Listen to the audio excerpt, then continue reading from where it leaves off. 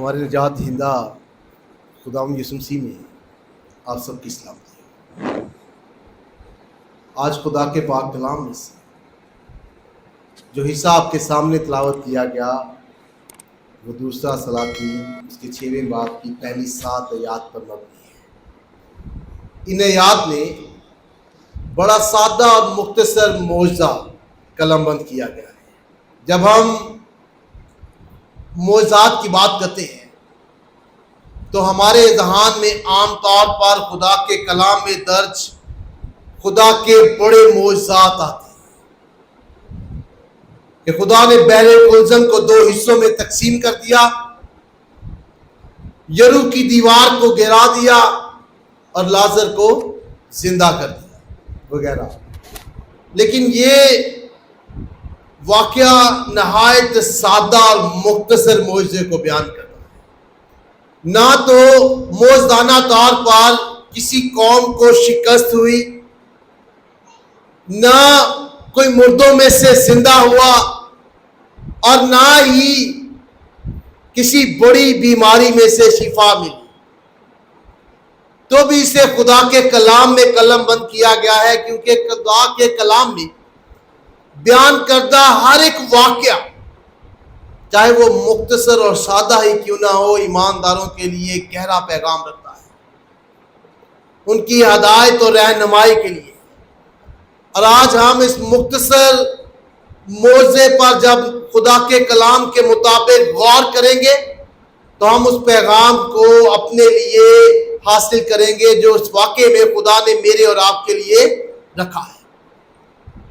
جب ہم ان آیات کا مطالعہ کرتے ہیں تو ہم یہ بات جانیں گے کہ یہ واقعہ اس وقت پیش آیا جب نبیوں کے شاگردوں میں مسلسل اضافہ ہو رہا تھا، جنہیں تلاوت کردہ حوالہ کے مطابق پہلا سلاطین اس کے 20ویں باب کی 35ویں آیت کے مطابق اور دوسرا سلاطین اس کے دوسرے باب کی 30ویں آیت کے مطابق انبیاء زادے کہا گیا ہے، جس سے مراد ہے نبیوں کے بیٹے۔ لیکن یہ ان کے حقیقی بیٹے نہیں تھے، بلکہ ان کے شاگرد تھے جو ان سے تربیت پاتے تھے، تعلیم حاصل کرتے تھے۔ اور نبیوں کے شاگردوں میں مسلسل اضافہ اس بات کو ظاہر کرتا ہے کہ نبیوں کی خدمت جو تھی مؤثر تھی، اور ان کے شاگرد اور پیروکاروں میں مسلسل اضافہ ہو رہا تھا۔ یہ مسلسل اضافہ ان کے لیے ایک پریشانی کا سبب بنتا ہے، کیونکہ ان کے لیے رہنے اور تعلیم حاصل کرنے کی جگہ جو ہے وہ کم ہوتی جا رہی تھی۔ لیکن یہاں ان شاگردوں انبیاء زادوں کے بارے میں ایک بات غور طلب ہے کہ وہ الیشع نبی کے شاگرد تو بنے اور وہاں جگہ کم تھی، لیکن انہوں نے شکایت نہیں کی کہ ہم تیرے شاگرد بنے ہیں، یہاں جگہ کم ہے، سہولتیں کم ہیں، یہاں رہنے اور تعلیم حاصل کرنے کے لیے مناسب جگہ نہیں ہے۔ اس کی انہوں نے شکایت نہیں کی، بلکہ وہ اس کمی کو جانتے ہوئے اس کے حل کے لیے خود کوشش کرنے کے لیے تیار ہوتے ہیں۔ اور پھر ہم اس سے سیکھتے ہیں کہ جب خدا ہمیں کسی کام کے لیے بلاتا ہے اور جو کچھ خدا نے ہمیں فراہم کیا ہے، ہمیں اس کے بارے میں خدا کے حضور شکایت نہیں کرنی چاہیے، اور وہ شکایت نہیں کرتے ہیں، بلکہ اس کے بہتر بنانے کے لیے اپنے آپ کو پیش کرتے ہیں، اور وہ اپنے استاد سے یہ اجازت لیتے ہیں کہ ہم دریا یردن کے پاس جائیں، لکڑیاں کاٹ کے لائیں اور جگہ تیار کریں تاکہ ان کی بڑھتی ہوئی تعداد کے مطابق جگہ پوری آ سکے۔ اور الیشع جو ہے وہ انہیں اجازت دیتا ہے۔ پھر خدا کا پاک کلام بیان کرتا ہے کہ وہ چاہتے تھے کہ ان کا استاد ان کے ساتھ جائے، اور تلاوت کردہ حوالہ کی 30ویں آیت میں وہ کہتے ہیں کہ مہربانی سے اپنے خادموں کے ساتھ چل، اور الیشع کہتا ہے کہ میں جاؤں گا۔ الیشع کا یہ کہنا کہ وہ ان کے ساتھ جائے گا اور پھر وہ ان کے ساتھ جاتا بھی ہے، اس بات کو ظاہر کرتا ہے کہ وہ حقیقی رہنما تھا. کیونکہ رہنما وہ نہیں ہے جو صرف اجازت دے، حکم دے اور لوگوں کے ساتھ ان کے کام میں شریک نہ ہو. اور یہ صرف ہمارے منجی خداؤں یسوع مسیح میں بھی پائی جاتی ہے، کیونکہ وہ آسمان کو چھوڑ کر انسان بن کر اس دنیا میں آیا، انسانوں میں رہا اور ان کی مشکلات میں شریک ہوا. خدا کا پاک کلام ہمیں سکھاتا ہے کہ رہنما وہ ہے جو لوگوں کے مسائل اور ان کی مشکلات میں شراکت کرتا ہے، لوگوں کے درمیان رہتا ہے. اور الیشا نبی میں یہ صفت پائی جاتی تھی. وہ ان کے اپنے شاگردوں کے ساتھ کام کرتا ہے، لکڑی کاٹنے میں ان کی مدد کرتا ہے، بلکہ ان کا ساتھ دیتا ہے. اور جب وہ یہ کام کر رہے تھے تو خدا کے کلام کے مطابق ان میں سے ایک شاگرد جو لکڑی کاٹ رہا تھا، اس کے کلہاڑے کا لوہے کا حصہ جو ہے دریائے یردن میں گر جاتا، جس سے وہ شخص فکر مند ہوتا ہے، پریشان ہوتا ہے. خدا کا پاک کلام کہتا ہے کہ وہ چلا اٹھا اور اس نے اپنی فکر مندی کا اظہار جن الفاظ سے کیا، خدا کا کلام انہیں درج کرتا ہے اور وہ کہتا ہے کہ ہائے یہ تو مانگا ہوا تھا. یعنی انتہائی پریشانی کو ظاہر کرتا ہے. آج کے دور میں کلہاڑی کا جو لوہے کا حصہ ہے اگر گم ہو جائے، کہیں گر جائے تو یہ ایک معمولی بات ہے. لیکن قدیم زمانہ میں ایسا نہیں تھا. وہاں لوہے کی دھات انتہائی قیمتی ہوتی تھی اور بہت سے لوگوں کے پاس اسے خریدنے کی طاقت نہیں ہوتی تھی. اور الیشا نبی کے شاگردوں کے پاس بھی مالی حیثیت اتنی زیادہ نہیں تھی کہ وہ اس آلے کو جس سے لکڑی کاٹی جاتی تھی، کلہاڑے کو خرید سکے. اس لیے وہ کسی اور سے مانگ کر لاتی ہے. جب وہ مانگ کر لاتا ہے تو اس کے لوہے کا حصہ جو ہے وہ دریا میں گر کر ڈوب جاتا ہے اور وہ شخص پریشان ہوتا ہے. اس کی پریشانی کی 3 بنیادی وجوہات ہو سکتی ہیں. ایک یہ کہ اسے شرمندگی کا سامنا کرنا پڑے گا. دوسرا یہ کہ اسے مالی نقصان ہوگا. تیسرا یہ کہ جو ذمہ داری اس نے ادھار لے کر لی تھی اس میں وہ ناکام ہوگا. اور ان باتوں کے لیے اس کا پریشان ہونا، فکر مند ہونا اس بات کو ظاہر کرتا ہے کہ وہ دیانتدار شخص ہے. کیونکہ جس چیز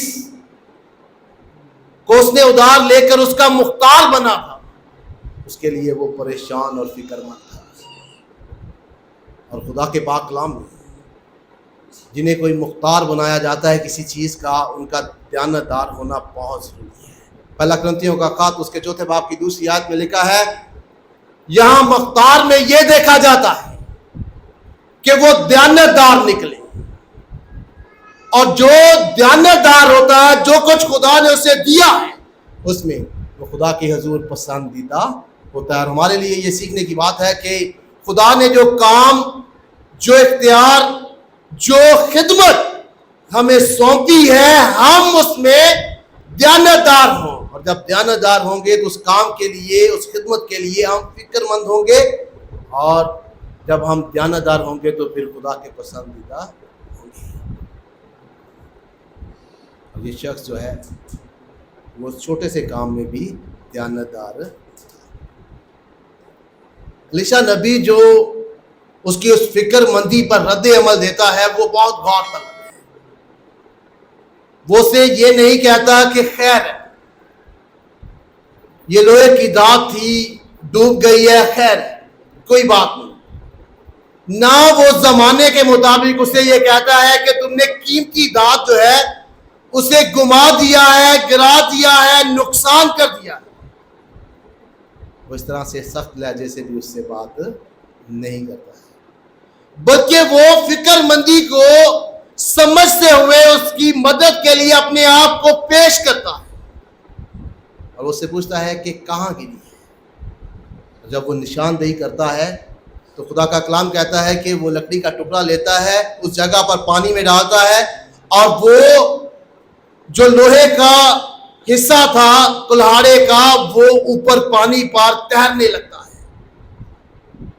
اور یہ ایسا معجزہ ہے جس نے فطرت میں براہ راست مداخلت کی ہے، کیونکہ فطرت کا قانون یہ کہتا ہے کہ لوہا پانی پہ نہیں تیرتا ہے، لکڑی تیرتی ہے۔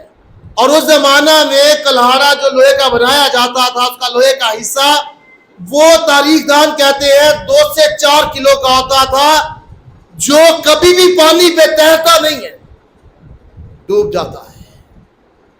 اور خدا وہاں پر اس شخص کی مدد کے لیے فطرت کے قانون کے خلاف کام کرتا ہے، جو براہ راست کائنات کے قوانین کی مخالفت ہے۔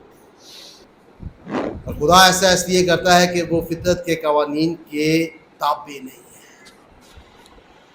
اور خدا کے کلام میں اور بھی ایسے مقامات ہیں جہاں فطرت پر براہ راست مداخلت کی۔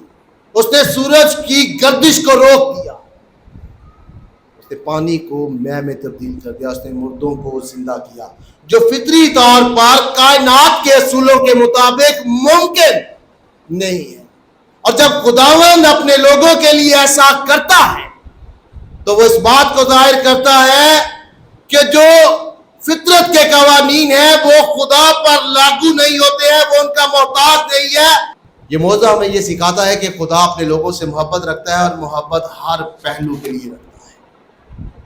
خداوند یسوع مسیح نے اس بات کا اظہار کیا، اور متی کی انجیل اس کے 10ویں باب کی 29ویں آیت نے کہا، کیا پیسے سے 2 چڑیاں نہیں بکتی؟ ان میں سے ایک بھی باپ کی مرضی کے بغیر زمین پر نہیں گر سکتی۔ پھر وہ کہتا ہے کہ میں نے تمہارے بال گنے ہیں۔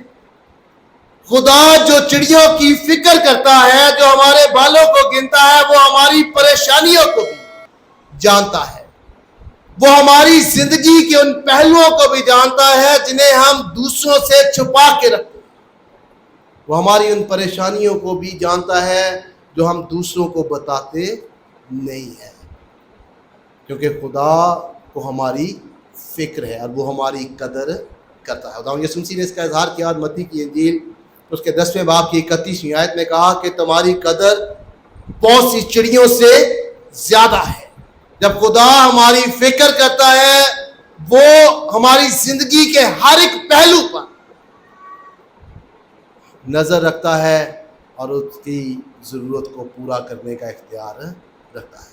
یہ موضوع ہمیں یہ سکھاتا ہے کہ خدا ہماری زندگی کی چھوٹی چھوٹی پریشانیوں پر بھی نگاہ رکھتا ہے، اور ہمیں بطور ایماندار اپنی ان چھوٹی پریشانیوں کو، جنہیں ہم اپنی روزمرہ کی زندگی میں خود نظر انداز کر دیتے ہیں، ہمیں ان پریشانیوں کو، مشکلات کو، مصائب کو بھی خدا کے سامنے ایمان کے ساتھ لانا چاہیے، کیونکہ خدا ہماری فکر کرتا ہے۔ اس لیے پہلا پطرس کے 5ویں باب کی 7ویں آیت میں کہتا ہے، اپنی ساری فکر اس پر ڈال دو کیونکہ اس سے ہماری فکر ہے۔ خدا ہماری زندگی کے چھوٹے چھوٹے کاموں کو بھی پورا کرنے کی طاقت رکھتا ہے، اور ان کاموں کو بھی پورا کرنے کی طاقت رکھتا ہے جو دنوی طور پر، فطری طور پر ناممکن ہے، کیونکہ وہ ہر چیز پر اختیار رکھتا ہے۔ لیکن یہ کب ہوگا؟ جب ہمارا ایمان کسی شخص پہ نہیں ہوگا، کسی شخصیت پر نہیں ہوگا، بلکہ خدا پر ہوگا۔ بہت دفعہ لوگوں کے ایمان کی بنیاد شخصیات ہوتی ہے، اور جب ہم شخصیات کے پیچھے چلتے ہیں تو پھر ہم خدا سے برکت اور فضل کو نہیں حاصل کرتے۔ ہم تب برکت اور فضل کو حاصل کرتے ہیں جب ہمارا توکل صرف و صرف خدا کی پاک ذات پہ ہوگا، اور ہم اس بھروسے کے ساتھ جائیں گے کہ جو کام مجھے اور میرے ارد گرد رہنے والے لوگوں کو ناممکن لگتا ہے، لیکن میرے خدا میں یہ قدرت ہے کہ وہ اسے ممکن بنا دے، تو خدا ان کی زندگی میں کام کرے گا اور اپنی قدرت کو ظاہر کرے گا، چاہے وہ بڑا ہو اور چاہے بہت چھوٹا ہو۔ خدا کے نزدیک کوئی مشکل کام چھوٹا نہیں ہے، اور کوئی بڑی مصیبت جو ہے وہ بڑی نہیں ہے۔